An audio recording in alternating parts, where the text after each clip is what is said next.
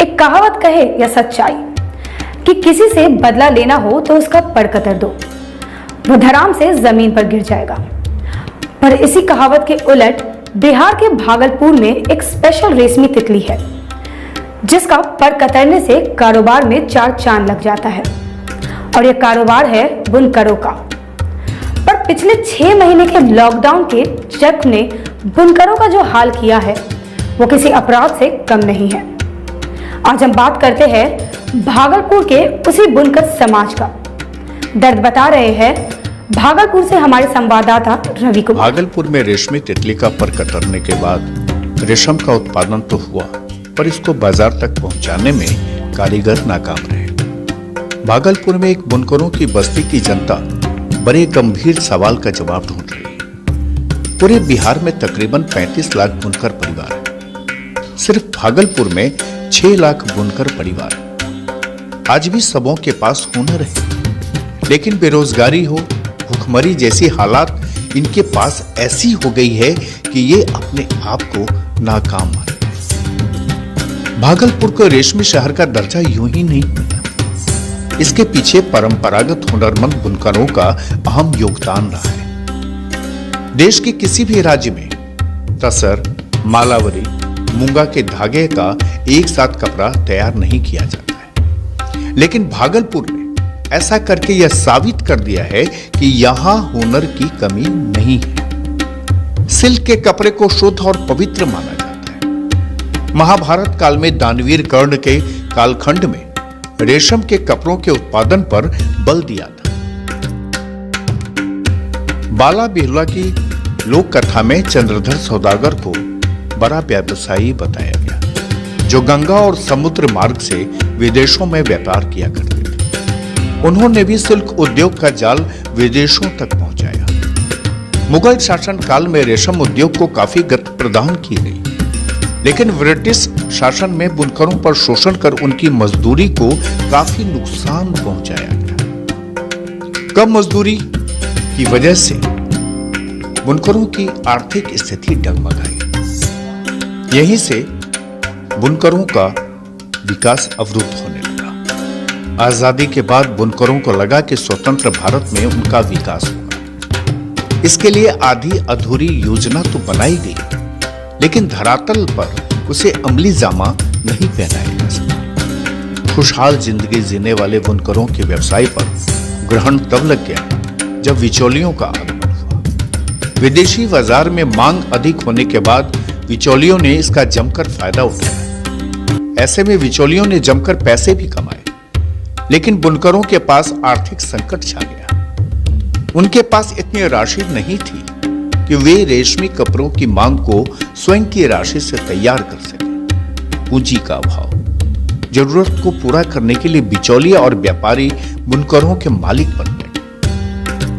अधिक कमाई के चक्कर में सिल्क कपड़ों में हेराफेरी का दौर शुरू हो गया, जिसने न सिर्फ रेशमी शहर की ख्याति पर बट्टा लग गया, बल्कि बुनकरों की रीढ़ ही तोड़कर रख दी। आलम यह कि पिछले 40 साल के दौरान जिस कपड़े को बुनकर 250 रुपए मीटर में ये बुनकर तैयार करते थे, उन्हें बिचौलिए बाजार में 600 रुपए तक बेच रहे हैं।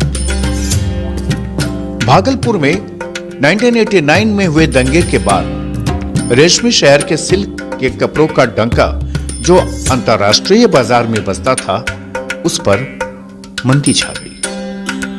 यहां तक कि उत्पादित कपड़े और गुणवत्ता के आगे दूसरा कोई देश जब बाजार में टिकता नहीं था, वहां यहां के बुनकर मुकाबला तक नहीं कर पाए। कष्ट इसलिए हो रही है कि आज एक अलीम अंसारी के हमारे गांव के जो मुख्य आदमी हैं, वो हम लोग को रोजगार देते थे, और अभी ऐसी स्थिति में हम पड़े हुए हैं जिसके वजह से कि हम लोग कुछ नहीं कर पाते हैं। बुनकर नींह टुटा करके मर रहे हैं। खाने के भी नहीं, रोजगार के भी नहीं। मामला ऐसा आ गया है कि बच्चा घर में बेरोजगारी हो चुके हैं। इसलिए सरकार अब तक जो है सुआ हुआ है, जवाब नहीं दे रही है। क्या कारण है वो सरकार समझे, हम जनता बोल रहे हैं। जनता कुछ भी खोजता है तो कहीं का कोई उसका जिम्मेदार कोई नहीं बनता है। कुछ नहीं है कि बच्चे लोग नहीं पढ़ पाते हैं, नहीं लिख पाते हैं, और बहुत नहीं से आप कपड़ा नहीं बिन पाते हैं। तो हालात ऐसा आ रहा है कि हम लोग किस सरकार से मांगे। आज बहुत अपनी जनता का बहुत खराब है सर, काम भी नहीं है, भूखमरी ज़्यादा हो रहा है, इसलिए सरकार से चाहिए हमको हैंडलूम का काम चाहिए। लेकिन जो कपड़ा बनाते थे या जिनके लिए बिनते थे, धागा लाते थे, उसमें भी कर्ज में पैसा फंसा हुआ है। हाँ पैसा फंसा हुआ है सर, कहीं से बना हुआ माल माल घर में पड़ा हुआ है, फंसा हुआ है, ले नहीं जा रहे। नहीं भूखमरी हो रहा है। पूरा विश्व, पूरा दुनिया ने कोशिश किया है कि इन लोगों को रिलीफ, इनके भूखमरी का शिकार होने लगे, तो हमने आकर के इनको जीवित रखने के लिए कब तक किया? वो तो आपने किया। लेकिन वो बहुत नाकाफी है। ये सरकार की जिम्मेदारी बनती है। हम फिर से सरकार से आग्रह करेंगे और हम जल्द ही सरकार से टाइम मांगे हैं मिलने के लिए कि बुनकरों की हालत अच्छी नहीं है, इनके रोजगार को बचा लीजिए। यही वो लोग हैं जो आपके पूंजी हैं।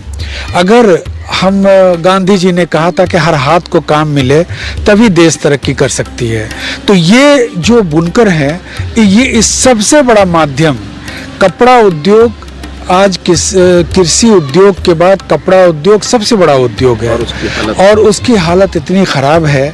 अगर इसको सरकार नहीं देखेगी, आज की जो सरकार है, हम ये कह सकते हैं कि और जो लोगों का जो लोगों को जिस तरीके से मदद पहुंचाई जा रही है, जैसे मछली पालन के लोगों को मदद किया जा रहा है, गाय पालन के लोगों को मदद किया जा रहा है, ये भी तन ढकने का काम करते हैं। और ये ऐसा चीज़ है कि ज़िंदगी से जब से जीवन शुरू होती है और अंत तक एक कपड़े की ज़रूरत होती है, तो हम तो आग्रह करेंगे कि इस हुनर वाले हाथ को जरूर बचाया जाए।